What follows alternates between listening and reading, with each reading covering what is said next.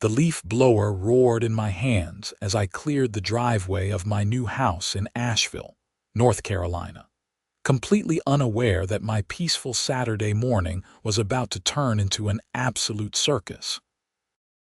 I had just moved into the Pinecrest Gardens subdivision 3 weeks ago, and I was still getting used to the neighborhood's peculiar quirks and the overly enthusiastic homeowner association that seemed to have an opinion about everything from mailbox colors to the precise angle of garden gnomes.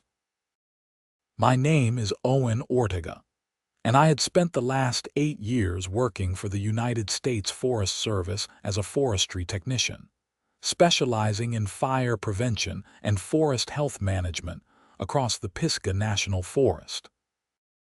The job kept me busy, which is why I had only recently managed to buy this modest 3-bedroom house on Maple Ridge Drive. The property backed up against a heavily wooded area, which was perfect for someone like me who spent most of his professional life among trees. I was wearing my usual weekend attire, old jeans and a forest green hoodie, focusing on the pile of leaves that had accumulated near my garage. The fall season in western North Carolina was beautiful but messy, with the sugar maples and oaks dropping their colorful burden across every surface imaginable. I had already filled 3 large paper bags and was working on clearing the last section of my driveway when I noticed a silver sedan pulling up to the curb. A woman emerged from the vehicle with the kind of purposeful stride that immediately set off warning bells in my head. She appeared to be in her mid-50s, with a sharp blonde bob that looked like it required daily maintenance and a pantsuit that seemed far too formal for a Saturday morning in a suburban neighborhood. She carried a clipboard, which in my experience was never a good sign. "Excuse me," she called out, her voice cutting through the noise of my leaf blower. I switched it off and pulled out my earplugs, turning to face her with what I hoped was a friendly expression. "Good morning," I said, wiping my hands on my jeans. "Can I help you?" Her eyes narrowed as she looked from me to the leaf blower and then to the bags of leaves near my garage. "I am Patricia Pemberton, president of the Pinecrest Gardens Homeowners Association. Are you aware that today is Saturday?" I blinked at the question, wondering if this was some kind of trick. "Yes, I am aware of what day it is." "Then you should be aware that noise ordinances in our community prohibit the use of power equipment before 10 o'clock on weekends," Patricia said, tapping her clipboard with a perfectly manicured nail. "It is currently 9:15. I glanced at my watch and confirmed that she was correct about the time. "I apologize. I was not aware of that specific rule. I just moved in a few weeks ago and I am still learning all the regulations." "Ignorance is not an excuse," Patricia replied, her tone suggesting that she had used this phrase many times before. "The HOA bylaws were included in your closing documents. It is your responsibility as a homeowner to familiarize yourself with all community standards." I took a deep breath, reminding myself to stay calm. "You are absolutely right, and I will make sure to review the bylaws more carefully. I will stop for now and resume after 10. Patricia's expression suggested that my reasonable response had somehow disappointed her. She glanced around my property with the critical eye of someone looking for additional violations. "I also notice that you have left your trash bins visible from the street." Section 7.3 of the bylaws clearly states that all waste receptacles must be stored in garages or behind privacy fencing when not in active use for collection. "The trash was just picked up an hour ago," I explained, trying to keep the frustration out of my voice. "I was planning to bring them back to the garage after I finished with the leaves." "Planning to do something is not the same as doing it," Patricia said, making a note on her clipboard. "I am issuing you a written warning for both violations." Continued non-compliance will result in fines starting at $50 per incident. Before I could respond, another car pulled into my driveway. My neighbor from across the street, an elderly man named George who had been very welcoming when I moved in, stepped out and waved in my direction. "Morning, Owen." "Morning, Patricia," George called out cheerfully. He was carrying a casserole dish covered with aluminum foil. "My wife made too much breakfast strata and we thought you might like some, Owen. Moving into a new place is always hectic." Patricia's face tightened at the interruption, but she managed a thin smile. "Good morning, George. I was just discussing some compliance issues with Mr. Ortega here." George's jovial expression dimmed slightly. "Compliance issues. Owen's been a model neighbor so far. Quiet, keeps to himself, even helped me carry my groceries last week when my back was acting up." "I am sure Mr. Ortega is a pleasant person," Patricia said, "but pleasantness does not exempt anyone from following community rules. We have standards for a reason." "Right, the standards," George said, his tone suggesting a long history with Patricia and her standards. "Well, I will let you two finish your discussion. Owen, just come by later and grab this from my porch if I am not home." After George left, Patricia turned her attention back to me. "I expect these violations to be corrected immediately. And please, review the entire bylaws document. We have had issues in the past with new residents who think they can simply do as they please." She walked back to her car, and I stood there for a moment, processing what had just happened. I had dealt with difficult people before in my line of work, from angry campers who did not understand fire restrictions to property owners who resented federal land management policies. But something about Patricia's demeanor struck me as particularly aggressive. It felt less about community standards and more about exercising control. I decided to take the high road. I moved my trash bins back to the garage, put away my leaf blower, and went inside to actually read through the HOA bylaws that I had admittedly only skimmed during the home buying process. The document was 73 pages long and covered everything from approved exterior paint colors to the maximum height of grass in front yards. Some rules made sense, like restrictions on parking commercial vehicles on residential streets. Others seemed absurdly specific, like the requirement that all outdoor light fixtures must be between 2,700 and 3,000 Kelvin in color temperature. The next few days passed without incident. I went to work, came home, and made sure to be extra careful about following every rule I could identify. My trash bins went back in the garage immediately after collection. I did not use any power tools before 10 on the weekend. I even measured my grass to make sure it was not exceeding the 2.5-inch maximum height specified in Section 12.4. On Thursday evening, I received a letter in the mail from the Pinecrest Gardens HOA. It was a formal notice informing me that I was required to attend the next board meeting, scheduled for the following Tuesday at 7 in the evening. The letter did not specify why my attendance was required, which seemed like an oversight or perhaps an intentional tactic to make me anxious. When Tuesday arrived, I drove to the community clubhouse, a modest building near the subdivision entrance that apparently served as the HOA's headquarters. The parking lot was mostly empty except for a few cars, including Patricia's silver sedan. I walked inside and found myself in a small meeting room with folding tables arranged in a U-shape. Patricia sat at the center position, with 4 other board members flanking her on either side. "Mr. Ortega, thank you for coming," Patricia said, gesturing to a single chair positioned facing the board, very much giving the impression of someone being called before a tribunal. "Please have a seat." I sat down, noticing that the other board members were watching me with varying degrees of interest. A heavy-set man in his 60s with a name tag identifying him, as Robert seemed sympathetic. A younger woman named Jennifer looked bored and kept checking her phone. The other two, Margaret and Donald, appeared to be firmly in Patricia's camp based on their stern expressions. "We called you here tonight to discuss several concerns regarding your property," Patricia began, opening a folder that seemed to contain photos. "Over the past week, we have conducted routine inspections and identified multiple issues that need to be addressed." She slid several printed photographs across the table toward me. I picked them up and examined them, feeling a mix of confusion and anger.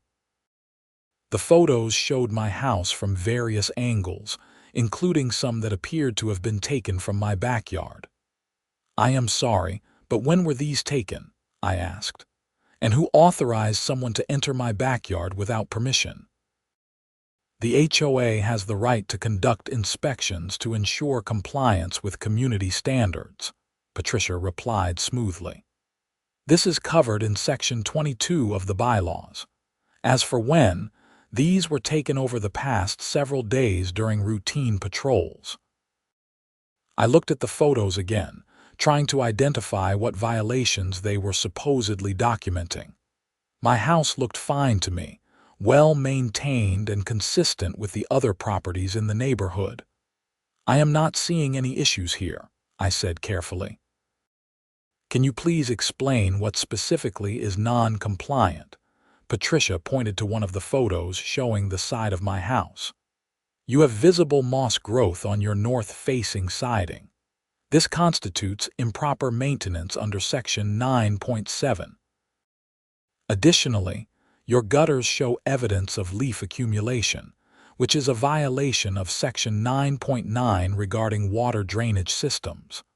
I stared at her, wondering if she was serious. "You are talking about minor moss growth and some leaves in the gutters, in the middle of fall, in a subdivision that backs up to a forest. Standards are standards, Mr. Ortega," Margaret chimed in, her voice suggesting she had used this phrase as often as Patricia had used her favorite lines. "If we make exceptions, the entire community appearance suffers." Robert cleared his throat. "I think we might be getting a bit overzealous here. I drove by Owen's property yesterday and it looks perfectly fine. Better than fine, actually. He has been maintaining it well." "That is not what the photographic evidence shows," Patricia said coldly. "We need consistency in our enforcement, Robert. You know that." The meeting continued for another 45 minutes, with Patricia going through a litany of minor complaints that seemed designed more to harass than to address legitimate concerns. By the time I left, I had been given a list of corrections to make within 14 days or face fines starting at $100 per violation. As I walked to my car, Robert caught up with me in the parking lot. "Hey, Owen, I just want to apologize for that circus in there. Patricia has been on a power trip lately. She did the same thing to the Hendersons last year and drove them crazy until they finally sold their house and moved." "Why do people put up with it?" I asked. "She seems to be abusing her authority pretty blatantly." Robert sighed. "Most people just try to stay under her radar. The few who have tried to challenge her got buried in fine notices and legal threats. The HOA has a lawyer on retainer, and Patricia is not afraid to use him. It is easier for most folks to just comply and avoid the hassle." "That is a terrible way to run a community," I said. "You are preaching to the choir," Robert agreed. "But unless someone is willing to stand up to her and actually fight back, nothing is going to change." The board elections are not until next spring, and Patricia has already secured proxies from half the neighborhood to ensure she stays in power. I drove home thinking about what Robert had said. I had never been one to back down from bullies, whether they wore a uniform or carried a clipboard. but I also had a demanding job and limited time for neighborhood politics. Still, something about the situation gnawed at me.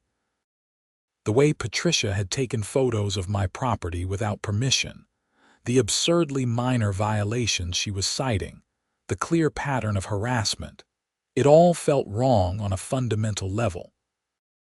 The next morning, I was scheduled to start a 3-day assignment at a property adjacent to the Pisgah National Forest.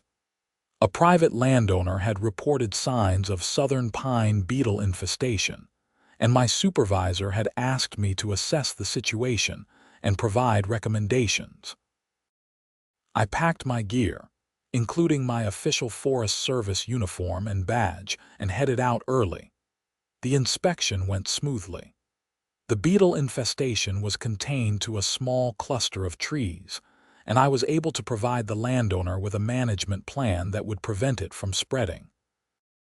I spent the next 2 days doing follow-up surveys in the surrounding forest, checking for signs of disease or pest damage that might threaten the broader ecosystem.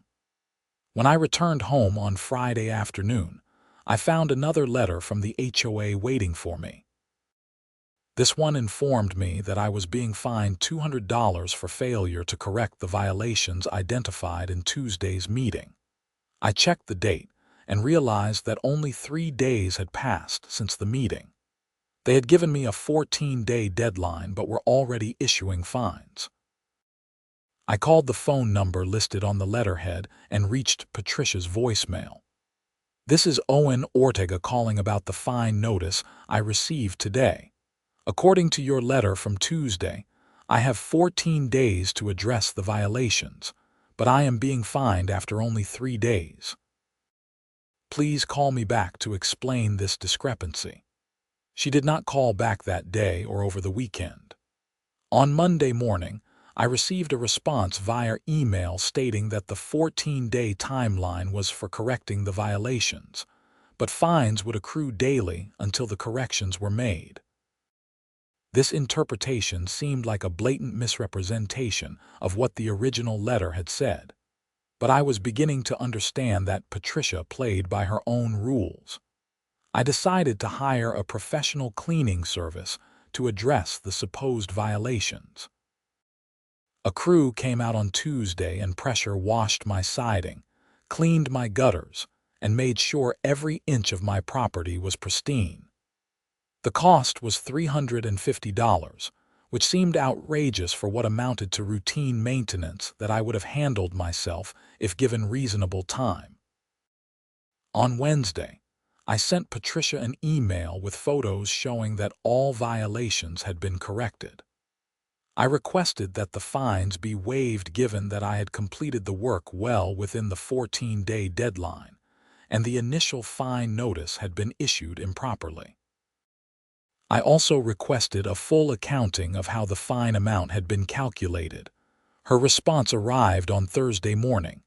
The fines would not be waived. The HOA's position was that fines accrued from the moment violations were identified, regardless of correction timelines. She attached an invoice showing a daily fine of $50 for 4 different violations over 7 days, totaling $1,400. The math did not even add up correctly based on the timeline, but pointing that out seemed unlikely to help my situation. I consulted with a real estate attorney in Asheville, paying $200 for an hour of her time.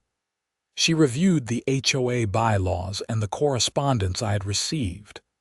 "This is clearly harassment," the attorney, whose name was Rachel, told me bluntly. "The problem is that fighting an HOA can be expensive and time-consuming. They have legal funds specifically for these disputes, and they can drag things out indefinitely. Your best options are to either pay the fines and try to stay off their radar, or get involved in the HOA politics and work to change the leadership." "What about just selling the house and moving?" I asked. "You could, but you would need to disclose the ongoing dispute with the HOA, which would likely hurt your sale price. Plus, you would be letting them win, and they would just move on to harassing the next resident who does not fall in line.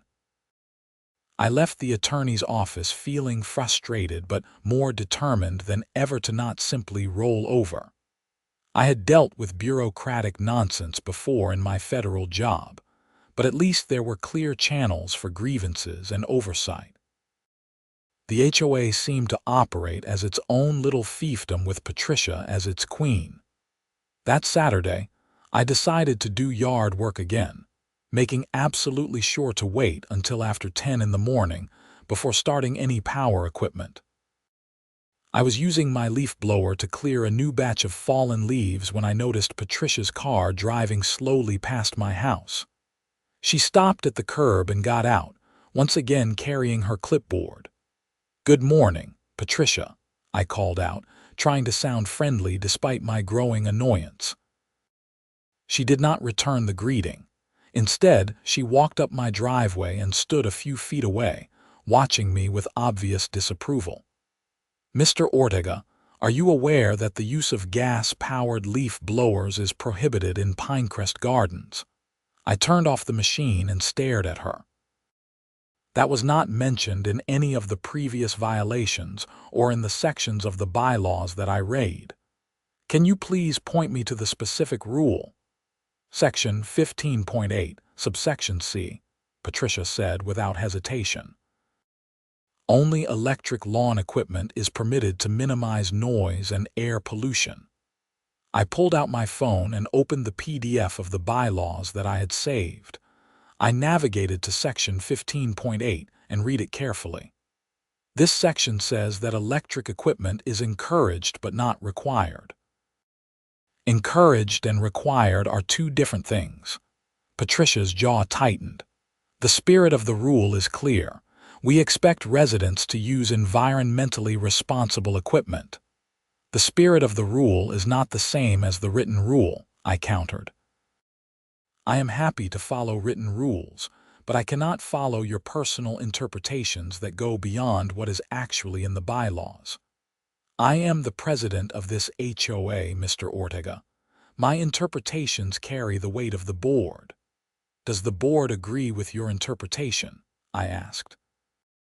Because I spoke with Robert after the last meeting, and he seemed to think a lot of your enforcement actions are overreach. Patricia's face flushed red. "How dare you discuss internal board matters with individual members? That is completely inappropriate."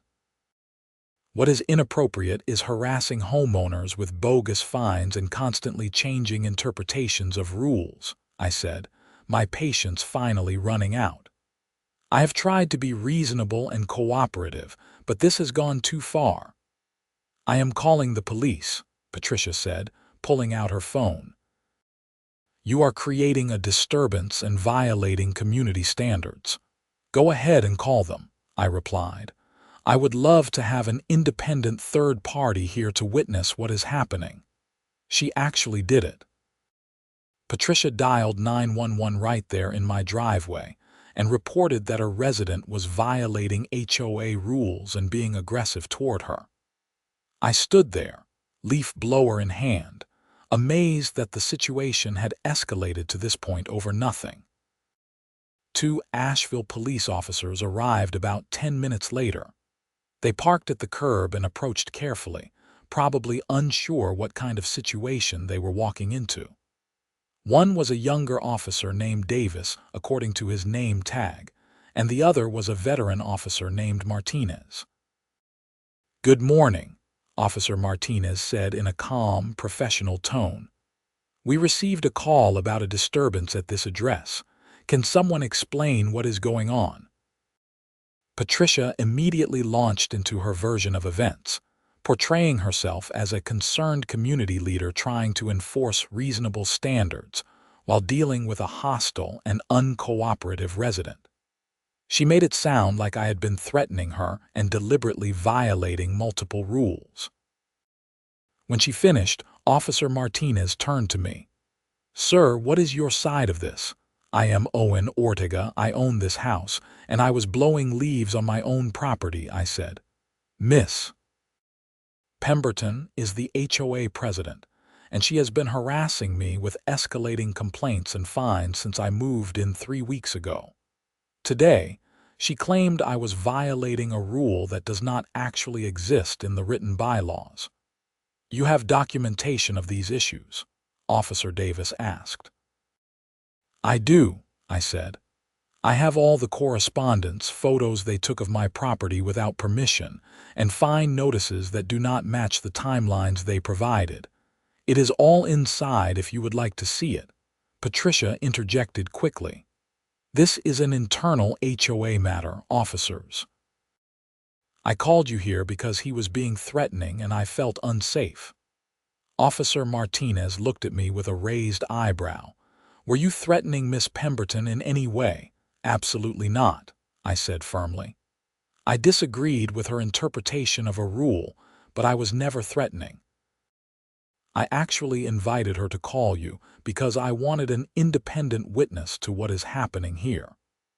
The officers exchanged a glance that suggested they were starting to understand the dynamics of the situation. Officer Martinez asked to see my documentation, and I invited everyone inside. I showed them the letters, emails, photos, and my own documentation of the timeline and costs involved. I also pulled up the bylaws on my computer and showed them the section Patricia had cited about electric equipment. Officer Davis read through the relevant section and looked at Patricia. "Madam, this does say encouraged, not required. I do not see how someone using a gas-powered leaf blower on their own property is violating this rule." "The board interprets this as a requirement," Patricia insisted. "We have the authority to enforce community standards." "That may be, but that is a civil matter, not a criminal one," Officer Martinez said. "Unless someone is actually breaking the law or creating a legitimate disturbance, there is not much we can do here. From what I can see, Mr. Ortega was just doing normal yard work on a Saturday morning." Patricia looked like she wanted to argue further, but Officer Martinez cut her off. "Madam, I would strongly suggest that you and your HOA board work this out through proper channels. If you genuinely feel threatened by someone, that is what the police are for, but I am not seeing any evidence of threatening behavior here. In fact, it looks more like a case of overzealous rule enforcement." As the officers were preparing to leave, Officer Davis paused and looked at me more carefully. "Hey, is that a Forest Service badge?" I glanced down and realized that my uniform shirt was hanging on a chair near the door, with my badge clearly visible on the chest. I had worn it earlier in the week and had not put it away yet. "Yes, I work for the U.S. Forest Service as a forestry technician." Officer Davis's entire demeanor changed. "No kidding. My brother-in-law works for the Forest Service up in Montana. What do you do?" "Mostly fire prevention and forest health management in the Pisgah National Forest," I explained. "I assess disease and pest threats, work on prevention strategies, that kind of thing." Officer Martinez joined the conversation. "That is important work. We have had some close calls with wildfires in recent years. The drought last summer had everyone nervous." Patricia looked increasingly uncomfortable as the officer's attitude toward me shifted from neutral professionalism to friendly respect. Officer Davis asked a few more questions about my work, and I explained some of the challenges of managing forest ecosystems in the face of climate change and invasive species. "Well, Mr. Ortega, it sounds like you are doing good work for the community and the environment," Officer Martinez said. "I am sorry you are dealing with this HOA situation. Unfortunately, that is outside our jurisdiction unless actual laws are being broken. But I would recommend documenting everything and maybe consulting with a lawyer if it continues to escalate." After the officers left, Patricia remained standing in my driveway, looking shaken. The confident, authoritative persona she had been projecting had cracked noticeably. She opened her mouth as if to say something, then closed it again. "Is there anything else you need, Patricia?" I asked, trying to keep my tone neutral. "I will be reporting this incident to the board," she said finally, her voice lacking its usual force. "Your behavior today was completely unacceptable. Please do report it," I said. "And please include the part where the police found no evidence of any wrongdoing on my part and confirmed that you were misrepresenting the rules." She turned and walked quickly back to her car without responding. I watched her drive away, feeling a small sense of satisfaction, but also knowing that this was far from over. People like Patricia did not take challenges to their authority well, and I expected retaliation. I was right. Over the next 2 weeks, I received a flurry of violation notices for increasingly absurd issues. My mailbox was 3 degrees off perpendicular to the street. My garden hose was visible from a neighbor's second-story window. My outdoor thermometer was not an approved style.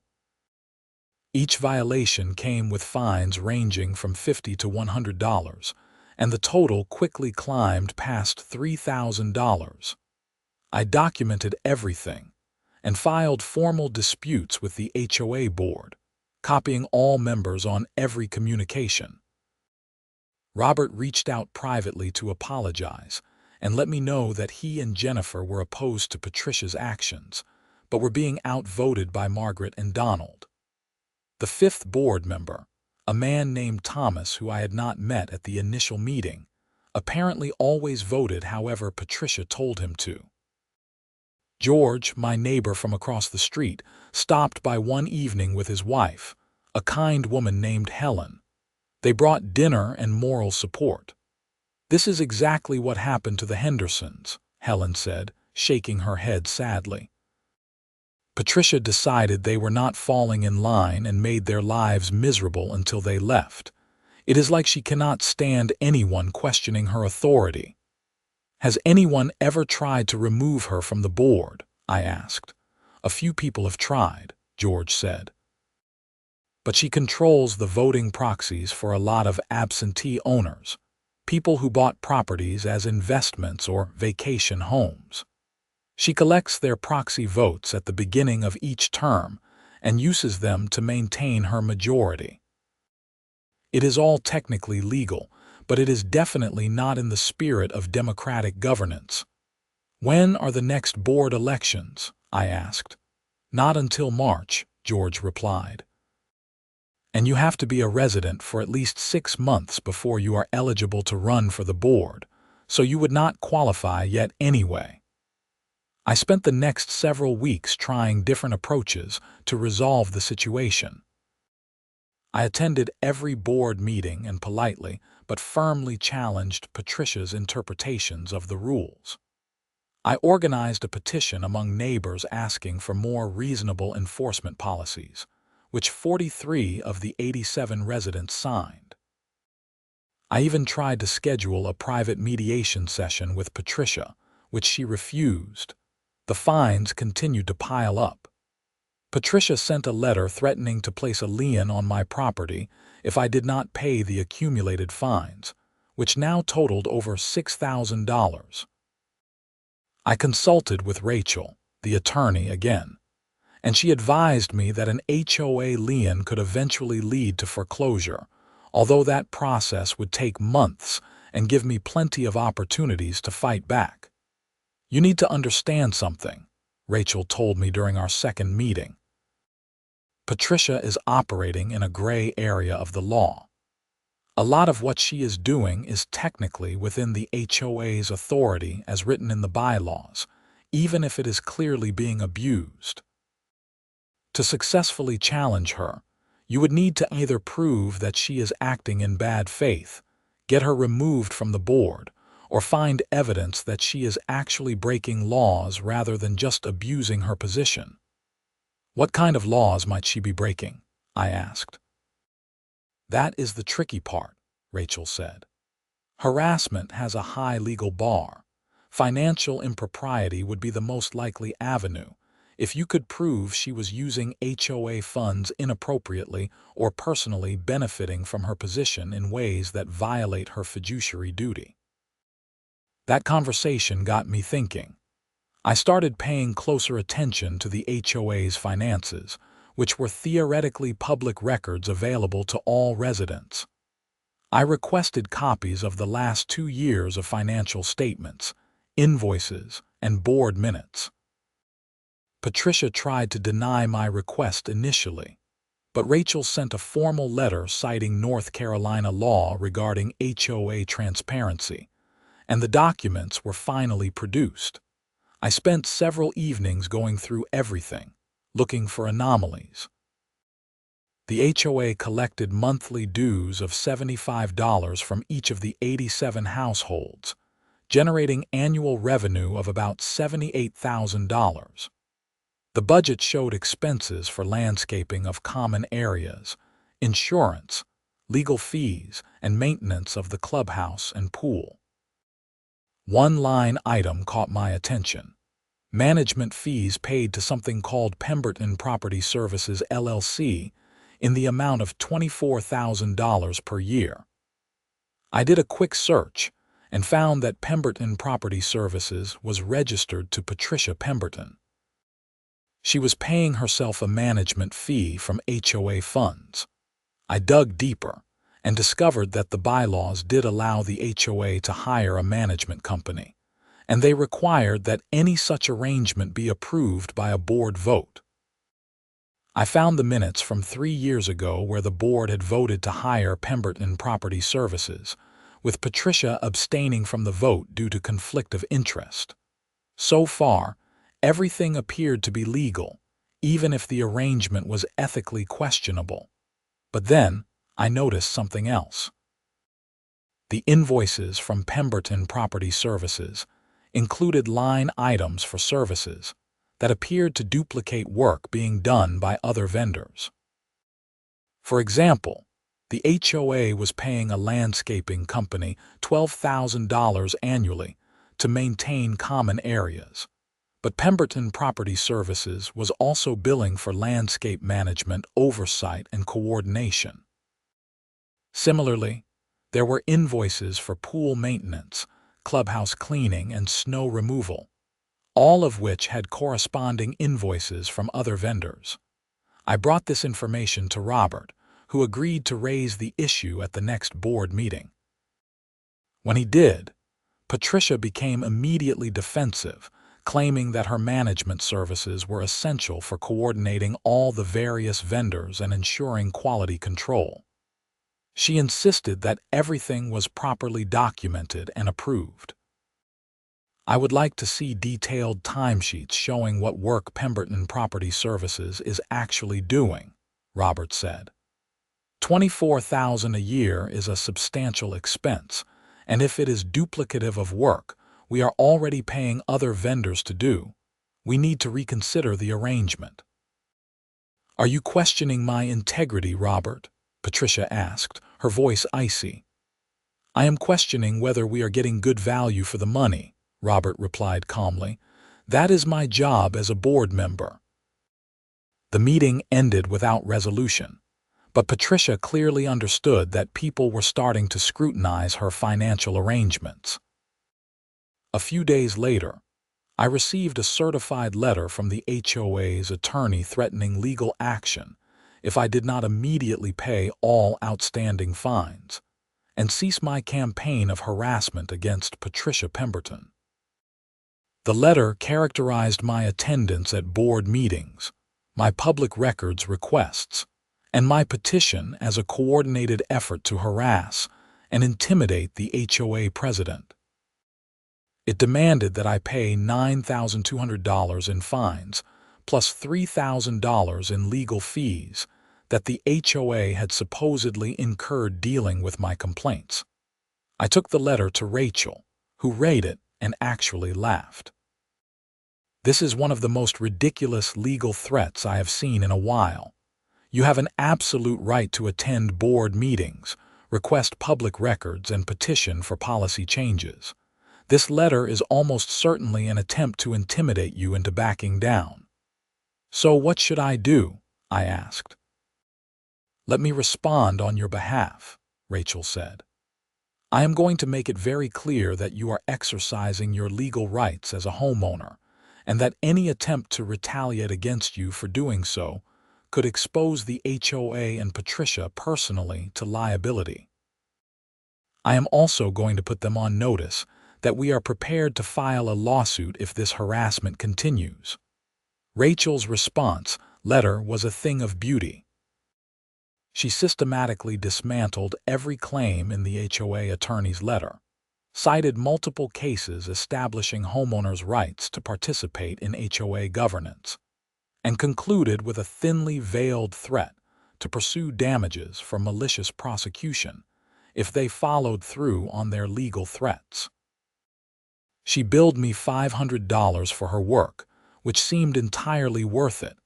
The HOA attorney never responded to Rachel's letter, which I took as a good sign. But Patricia was not done yet. She shifted tactics and started targeting me through the county government.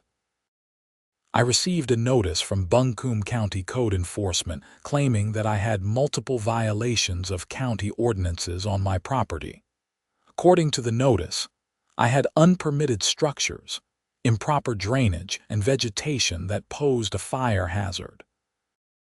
The notice demanded that I contact code enforcement immediately to schedule an inspection and develop a remediation plan.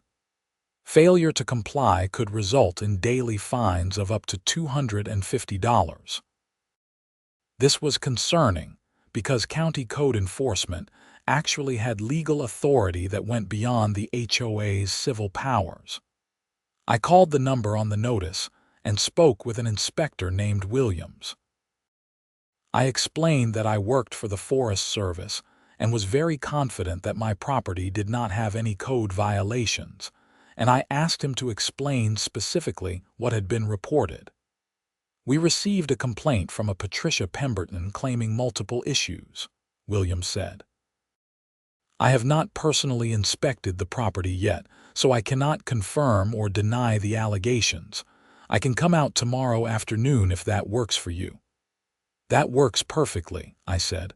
"I will take the afternoon off work, and just so you know, Miss Pemberton is the president of my HOA and we have an ongoing dispute. I believe she may be filing false reports to harass me." "I see," Williams said, his tone suggesting that this was not the first time he had encountered such a situation. "Well, I will conduct an objective inspection and report what I find. If the complaint is unfounded, I will close it out." Inspector Williams arrived the next day at 2 in the afternoon. He was a middle-aged black man with a no-nonsense demeanor and a clipboard that looked similar to Patricia's, though somehow less threatening. I showed him around my property, pointing out the various features and explaining my background in forestry. Williams took notes and photos as we walked.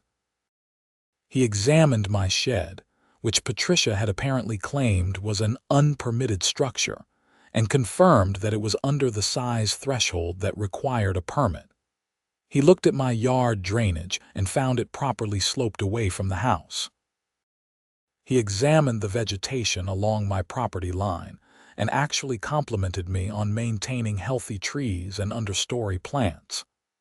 "I do not see any code violations here," Williams said finally.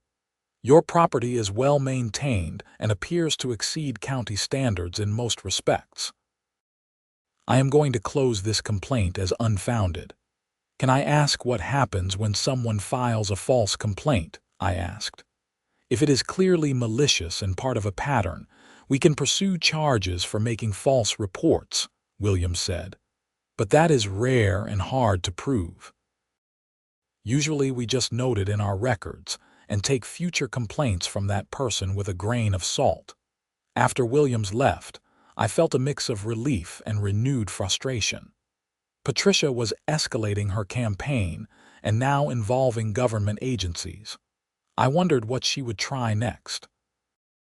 The answer came 2 weeks later, when I received a notice from the North Carolina Department of Revenue claiming that I owed back taxes on my property. According to the notice, my property had been reassessed at a much higher value based on unpermitted improvements, and I owed over $15,000 in additional taxes plus penalties. This was clearly wrong, and I immediately called the number on the notice.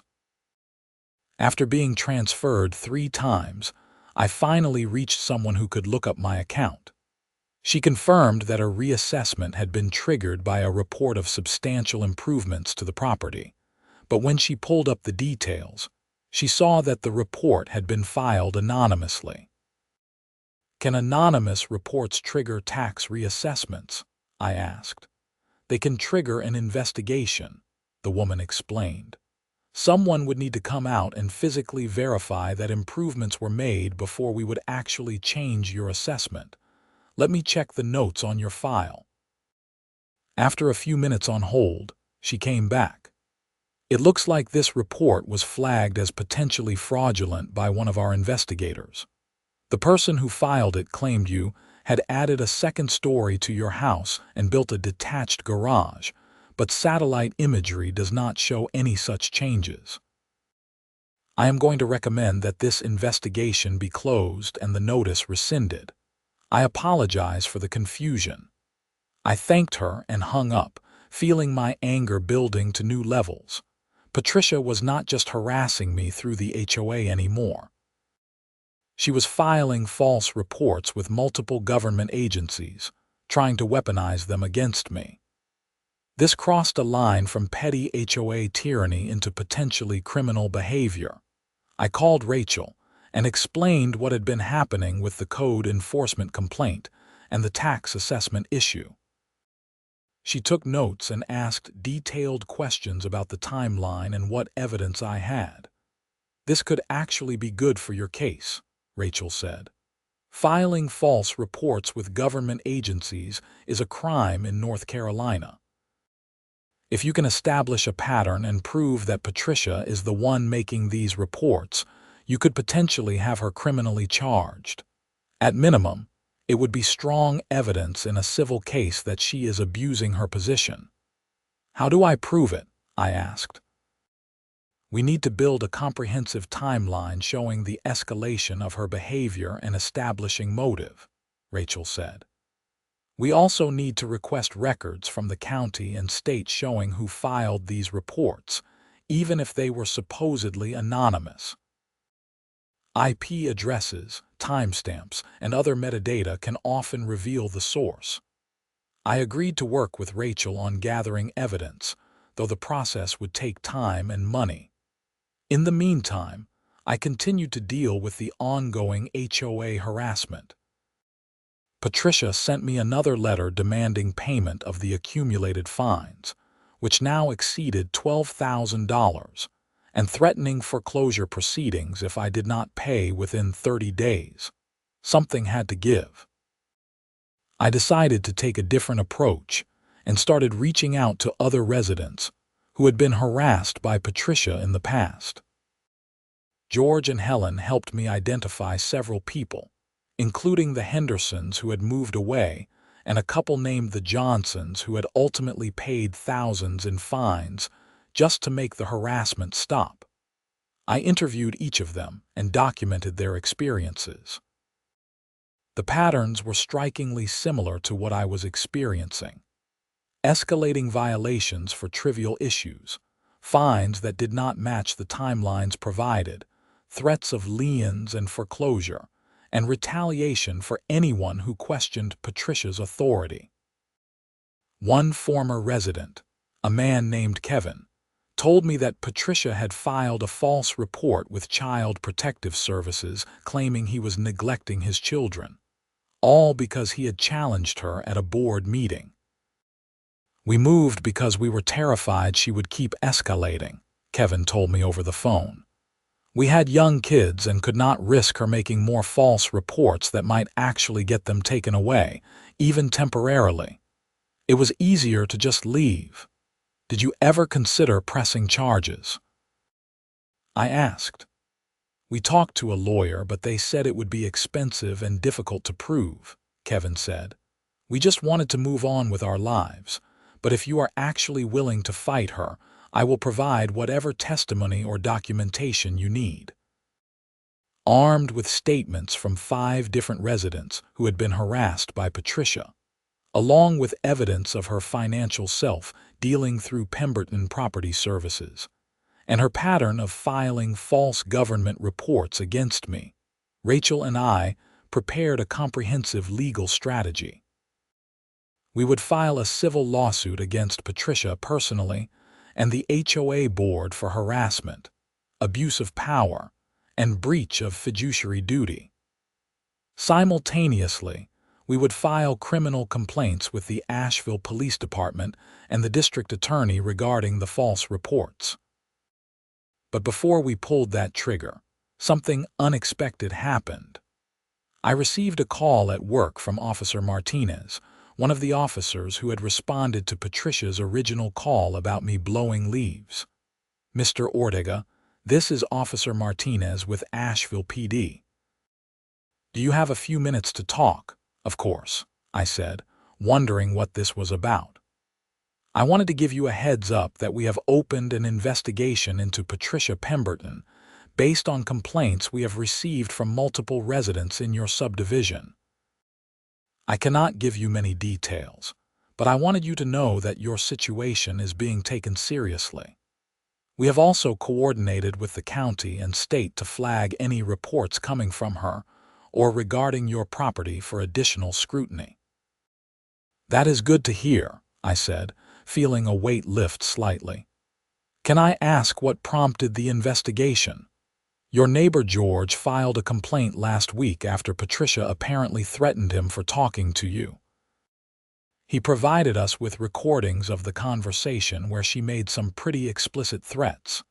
That, combined with the pattern of reports we have been seeing, was enough to warrant a closer look. Over the next 3 weeks, things moved quickly. The police investigation uncovered that Patricia had filed at least 17 false or misleading reports with various government agencies over the past 2 years, targeting 8 different residents who had opposed her in some way. She had also been using her access to HOA funds to pay for personal expenses, including home repairs and a vacation that she had classified as HOA business. The district attorney decided to pursue charges. Patricia Pemberton was arrested on a Tuesday morning and charged with filing false police reports, misuse of HOA funds, and harassment.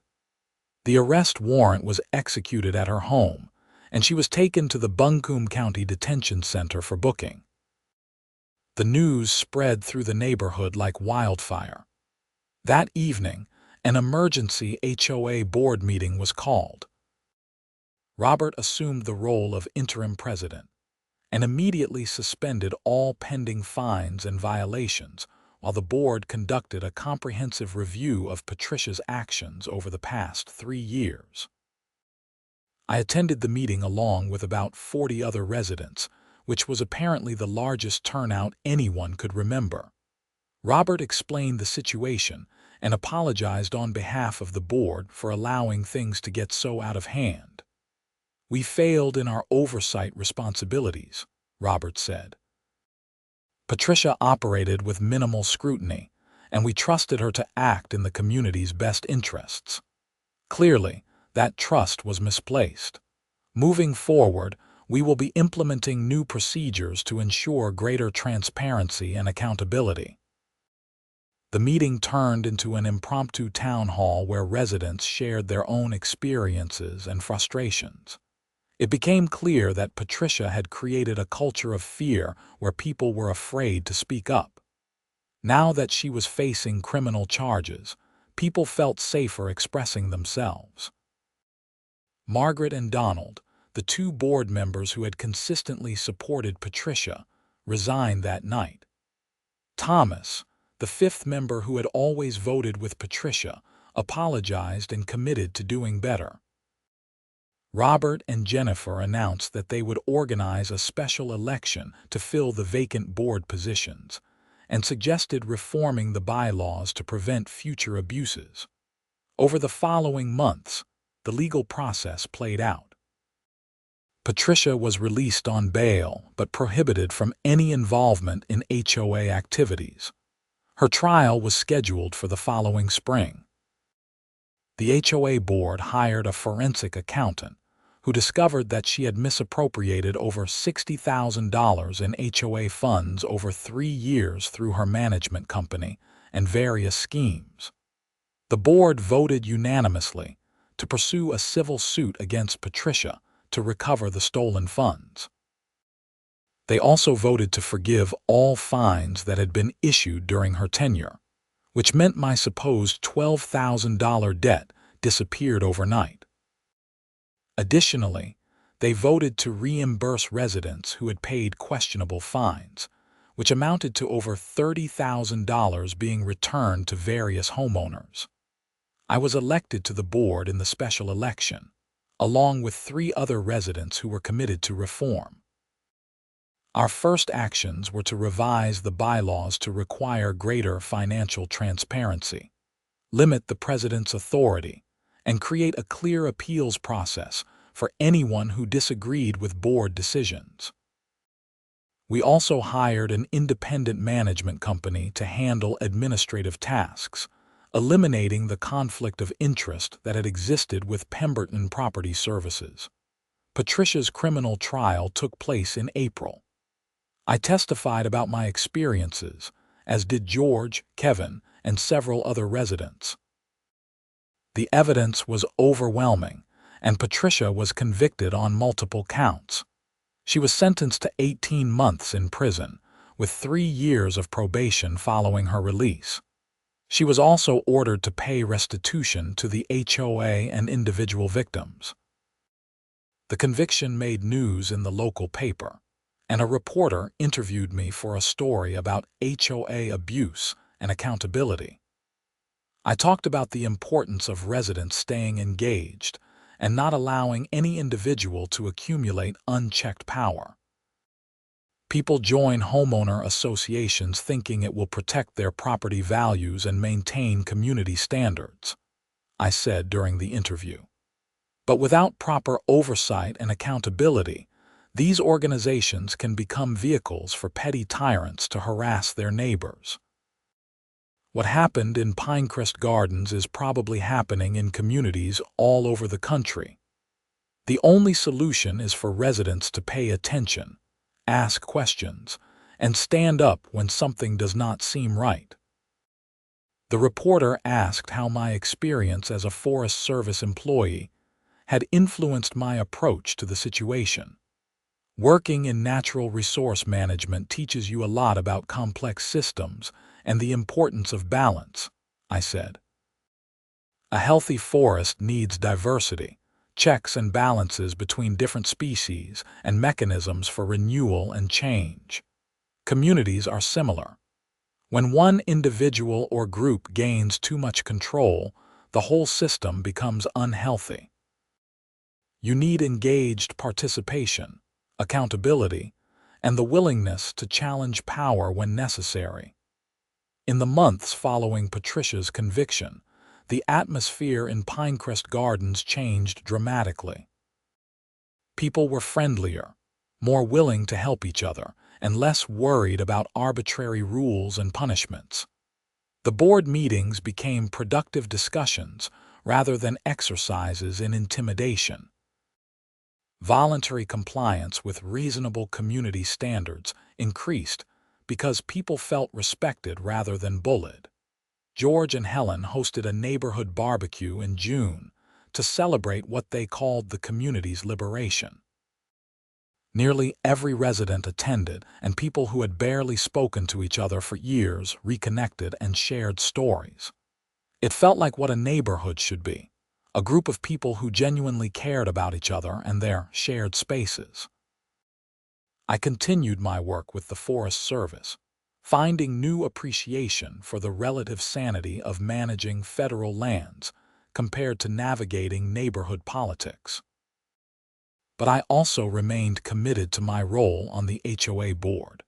determined to ensure that what had happened under Patricia's leadership never occurred again. One Saturday morning in early fall, almost exactly a year after Patricia had first confronted me about blowing leaves, I was outside doing yard work again. I was using my gas-powered leaf blower, which was now explicitly permitted under our revised bylaws as long as reasonable noise restrictions were followed.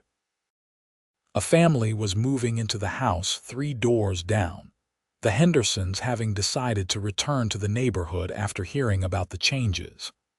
I watched them unloading boxes, and when they took a break, I walked over to introduce myself. "Welcome back," I said, shaking hands with Mike Henderson, who I recognized from my phone conversations during the investigation. "I am Owen Ortega. We spoke on the phone last year."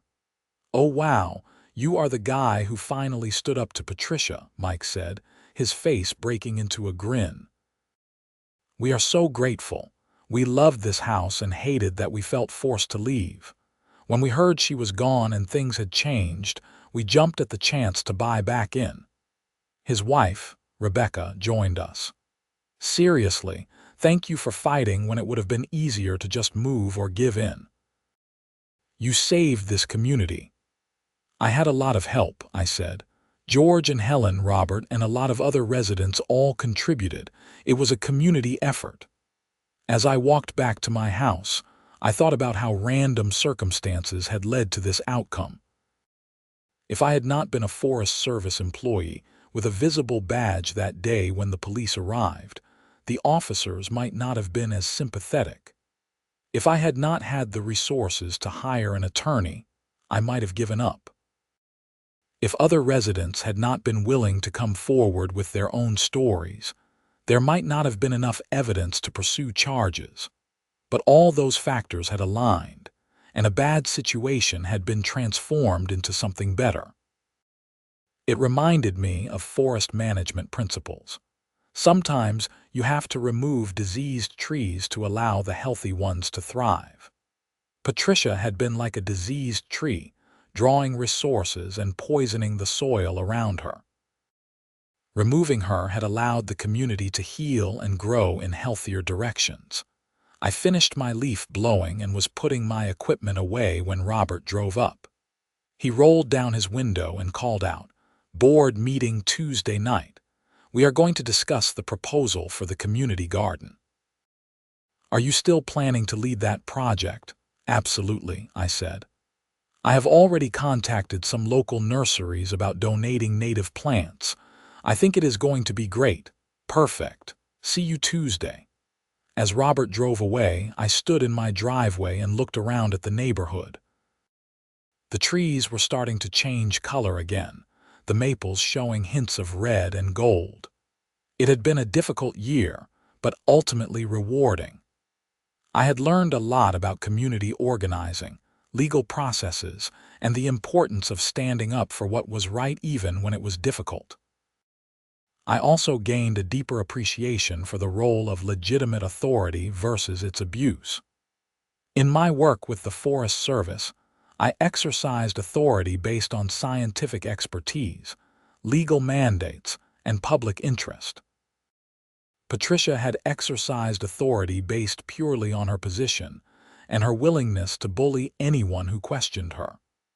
The difference was profound and had shaped how I thought about leadership both professionally and personally. That evening, I sat on my back deck with a beer, watching the sun set over the forest behind my property. The leaves rustled in the breeze, and I could hear birds settling in for the night. It was peaceful in a way that had been impossible a year ago, when every moment at home had been overshadowed by stress about what violation notice or fine might arrive next. My phone buzzed with a text from Rachel, my attorney. "Just got word that Patricia's civil trial for the HOA fraud is scheduled for October. They are expecting her to settle before it goes to trial. Thought you would want to know." I sent back a thanks and pocketed the phone. The legal process was winding down, but the healing and rebuilding would continue for a while longer. Communities, like forests, did not recover from damage overnight. It took time, care, and the collective effort of many individuals, but I was optimistic about Pinecrest Garden's future. We had weathered the storm, removed the source of toxicity, and planted seeds for healthier growth. The community garden would be a symbol of that renewal, a shared space where people could work together to create something beautiful and productive. As darkness fell, I went inside and started preparing for the week ahead. I had forest surveys scheduled in the Pisgah area, the board meeting on Tuesday, and a community forum on Thursday where we would discuss long-term improvements to our neighborhood infrastructure. My calendar was full, but unlike during Patricia's reign of terror, every obligation felt purposeful rather than like one more battle in an endless war. I went to bed that night feeling genuinely content for the first time since moving to Asheville. My house was truly my home now, not a source of constant stress and conflict. The neighborhood was becoming the community it should have been all along. And I had learned valuable lessons about courage, persistence, and the power of ordinary people to create change when they refuse to accept bullying and abuse. The next morning, I was awakened by my phone ringing at 6:30. It was my supervisor at the Forest Service. "Owen, sorry to call so early, but we have a situation developing in the Shining Rock Wilderness. Possible wildfire from a lightning strike last night. I need you to help with the assessment team. Can you be ready to deploy in 2 hours?" "I will be ready in 1," I said, already rolling out of bed. As I gathered my gear and prepared for the deployment, I thought about the contrast between the challenges I faced in my professional life versus the ones I had navigated in my personal life over the past year. Fighting wildfires and managing forest health required technical expertise, physical endurance, and the ability to make quick decisions under pressure. Fighting an abusive HOA president had required patience, documentation, strategic thinking, and a willingness to endure sustained harassment without giving up. Both were important. Both required courage, and both reinforced my belief that problems did not solve themselves.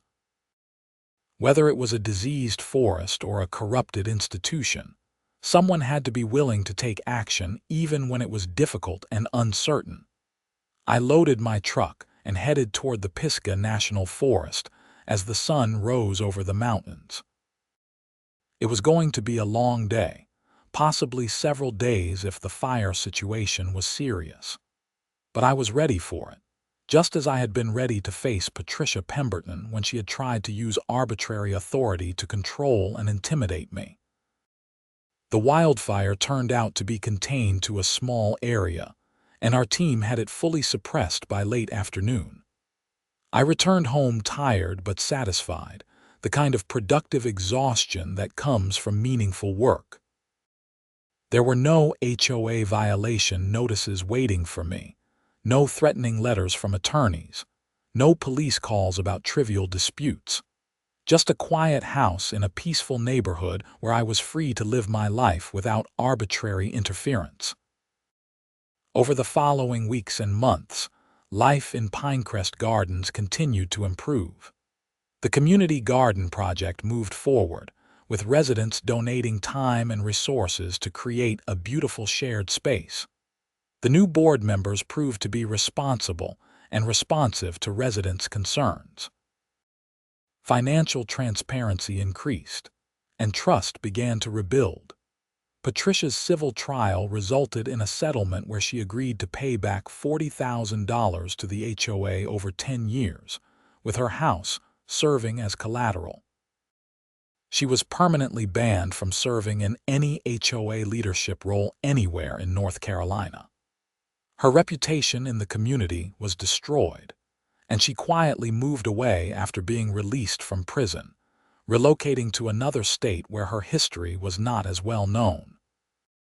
I completed my first year on the HOA board and was asked to run for president in the next regular election. I declined, preferring to continue serving as a regular member while focusing on my career with the Forest Service. Leadership was important, but so was avoiding the concentration of power that had enabled Patricia's abuses in the first place. The board elected Jennifer as president instead, and she proved to be excellent in the role, collaborative rather than authoritarian, transparent rather than secretive. Under her leadership, Pinecrest Gardens became a model for how an HOA should function, with engaged residents, reasonable rules, fair enforcement, and genuine community spirit. 2 years after my confrontation with Patricia, I was featured in a national article about HOA reform. The journalist had heard about the Pinecrest Garden situation and wanted to highlight it as an example of successful community organizing against HOA abuse. The article generated significant attention and led to me receiving emails and calls from residents in other communities facing similar issues.